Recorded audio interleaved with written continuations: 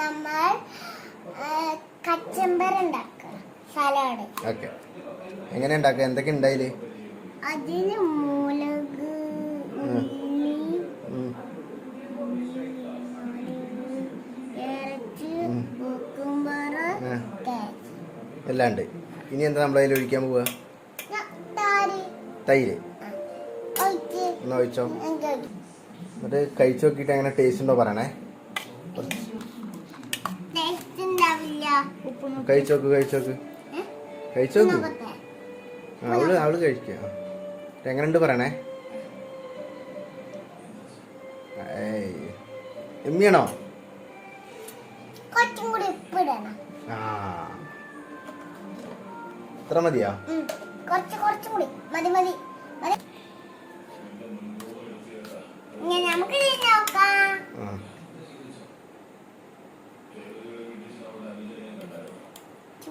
സൂപ്പറായോ? അടിപൊളിയല്ലേ?